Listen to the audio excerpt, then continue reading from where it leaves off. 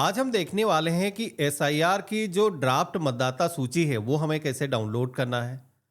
Second phase के अंदर जिन भी राज्यों के अंदर एसआईआर का काम किया जा रहा था उन वोटर्स की जो मतदाता सूची है अभी पोर्टल पर आ चुकी है। अभी आप खुद से अपने मोबाइल फोन से चेक कर सकते हो। इस वीडियो के अंदर आपको लाइव दिखाऊंगा किस तरीके से लिस्ट को डाउनलोड करना है, कैसे आपको अपने परिवार के सदस्यों के नाम जानने हैं। इन केस किसी के नाम नहीं है तो ऐसे में उन लोगों को क्या करना होगा, इस वीडियो के अंदर सारी इंफॉर्मेशन आपको मिलने वाली है।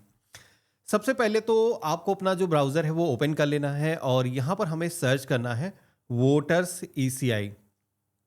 तो हमारे सामने इलेक्शन कमीशन ऑफ इंडिया की जो ऑफिशियल वेबसाइट है आ जाएगी। इसका जो लिंक है हमने वीडियो के डिस्क्रिप्शन में और आपको पिन कमेंट के अंदर भी दे रखा है, जहाँ से आप डायरेक्टली इस पेज पर आ सकते हो। अब यहाँ पर हमें वोटर लिस्ट लेटेस्ट वाली डाउनलोड करना है तो पेज में नीचे की तरफ आना है। ऑप्शन मिलेगा सर्विसेज के सेक्शन में डाउनलोड इलेक्ट्रल रोल वाला, तो हमें इसी ऑप्शन पे क्लिक करना है। अब कुछ इस तरीके का इंटरफेस आएगा जहां पर आप सभी को अपना जो स्टेट है सेलेक्ट करना है। तो जिस भी आप स्टेट से हो सारे स्टेट के नाम यहां पर देखने को मिल जाएंगे। तो जैसे कि मैं उत्तर प्रदेश से हूं, यहां पर हम सेलेक्ट करेंगे। अब इसके बाद में ईयर ऑफ रिवीजन के सेक्शन में आना है तो यहाँ पर ड्राफ्ट सूची हमें डाउनलोड करना है। तो 2026 वाला जो ऑप्शन है ये सेलेक्ट करेंगे। अब यहाँ पर रोल टाइप आप देखोगे कि ड्राफ्ट सूची वाला जो ऑप्शन है यहाँ पर आ चुका है, एसआईआर ड्राफ्ट रोल 2026।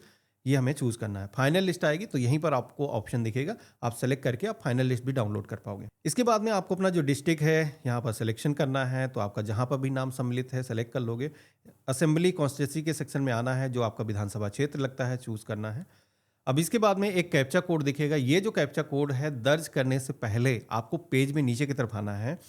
यहाँ पर आप देखोगे कि पोलिंग स्टेशन दिखाए गए हैं, जहाँ जहाँ पर मतदान होते हैं उनके जो नाम है यहाँ पर दिखाए गए हैं।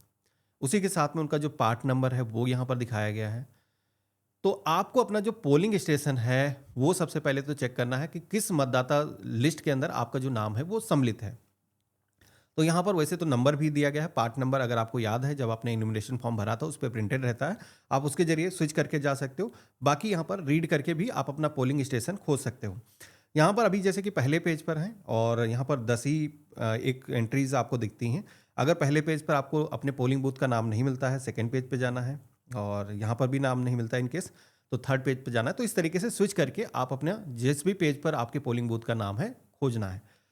अब नाम मिलने के बाद में उसके आगे जो टिक करने का ऑप्शन दिखाया गया है यहाँ पर हमें टिक करना है। तो हमने यहाँ पर सेलेक्ट कर दिया है। एक चीज़ बता देता हूँ कि कुछ गांवों में एक से ज़्यादा पोलिंग बूथ भी होते हैं, तो आपको खोज लेना है। अगर एक लिस्ट के अंदर आपका नाम नहीं मिलता तो हो सकता है सेकंड लिस्ट के अंदर आपका नाम हो। अब यहाँ पर सिलेक्शन करने के बाद में लिस्ट को डाउनलोड करने से पहले अब हमें ये जो कैप्चा कोड है वो यहाँ पर दर्ज करना है। तो ये जैसा दिख रहा है कैपिटल में है तो कैपिटल में, स्मॉल में दिख रहा है तो सेम वैसे ही आपको फिल करना है। और इसके बाद में हमें डाउनलोड सेलेक्टेड पीडीएफ इस ऑप्शन पे क्लिक करना है। तो जैसे हमने क्लिक किया है तो आप देखोगे कि फ्यू सेकंड के अंदर ये जो लिस्ट है हमारे फ़ोन के अंदर डाउनलोड हो चुकी है। हम दोबारा भी कभी भी ज़रूरत हो तो लिस्ट को हम ओपन कर पाएंगे। अब यहाँ पर इस लिस्ट के अंदर आपको सबसे पहले तो देखने को मिलता है कि जैसे कि ये ड्राफ्ट सूची है तो यहाँ पर मेंशन किया गया है कितने वोटर्स इस लिस्ट के अंदर अभी ऐड हैं। तो यहाँ पर आप देख सकते हो कितने पुरुष हैं कितने महिलाएं हैं और पोलिंग बूथ की इंफॉर्मेशन होगी। और पेज में नीचे की तरफ आओगे तो जितने भी मतदाता हैं अब आप देखोगे कि उनके जो नाम हैं यहाँ पर दिखाए गए हैं।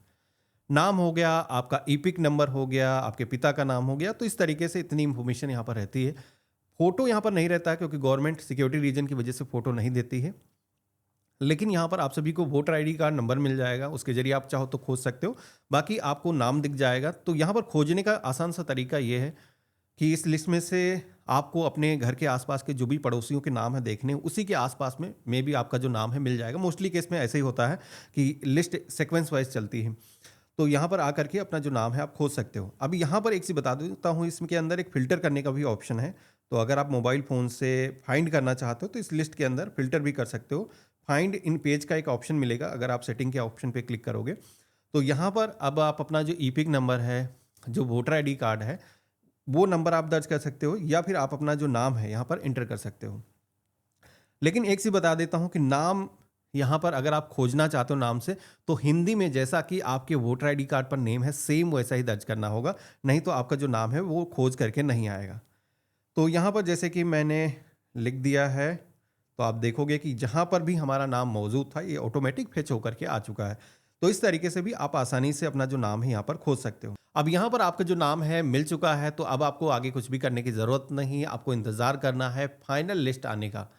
गवर्नमेंट की तरफ से फाइनल जो मतदाता सूची है, जैसे कि हम उत्तर प्रदेश की बात करें, तो यहाँ पर अब आपको 6 मार्च को फाइनल लिस्ट मिलेगी पोर्टल पर ही, जहाँ से आप डाउनलोड करके अपना जो नाम है वो चेक कर पाओगे। लेकिन ये जो लिस्ट है मिलने से पहले, अभी जैसे कि गवर्नमेंट की तरफ से कहा गया था, पहले आपने जब एसआईआर का इन्विटेशन फॉर्म भरा था, तो आपने देखा था वहाँ पर गवर्नमेंट ने कोई डॉक्यूमेंट आप सभी से डिमांड नहीं करे थे। तो जिन लोगों का भी फैमिली मैपिंग हो गया है, आपने अपने मम्मी पापा का जो है, आप सीरियल नंबर जो होता है, पार्ट नंबर, वो आपने दर्ज कर दिया था, तो ऐसे लोगों को कोई भी दस्तावेज देने की ज़रूरत नहीं है, ना ही उनको कुछ करने की ज़रूरत है। कुछ वोटर्स ऐसे होंगे जिन्होंने फैमिली मैपिंग ना ही करी होगी, ऐसे लोगों को अगर नोटिस आता है तो उनको अब दस्तावेज देने की ज़रूरत होगी। दस्तावेज क्या है? तो 13 दस्तावेजों की गवर्नमेंट की लिस्ट है, जिसमें कि जन्म प्रमाण पत्र, बर्थ सर्टिफिकेट और इसके अलावा भी कई सारे डॉक्यूमेंट दिए गए हैं। आप यहाँ पर देख सकते हो लिस्ट में से। तो इनमें से कोई ना कोई एक दस्तावेज, और कुछ लोगों के केस में 2 दस्तावेज, कुछ लोगों के केस में 3 दस्तावेज। आपके एज पर डिपेंड करता है। अगर आपकी एज ज़्यादा है तो कम दस्तावेज आपको लगेंगे। तो यहाँ पर ये जो दस्तावेज हैं उन लोगों को सबमिट करना है जिनको नोटिस आता है। बाकी यहाँ पर अभी जैसे कि ऑब्जेक्शन का एक पीरियड चलेगा, तो आपका जो नाम है यहाँ पर मतदाता सूची के अंदर आ गया है, तो इसका मतलब ये नहीं कि फाइनल लिस्ट के अंदर भी आएगा। ध्यान रखना है कि फाइनल लिस्ट भी आने के बाद आपको चेक करना है, क्योंकि यहाँ पर अभी ऑब्जेक्शन किया जा सकता है।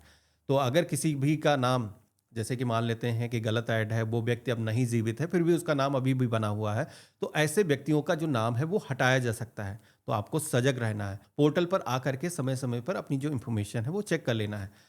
बाकी मैं समय समय पर आपको वीडियो के माध्यम से अपडेट देता रहता हूँ। वीडियो आपका कैसा लगा आज का, आप मुझे कमेंट में लिख करके ज़रूर बताइएगा।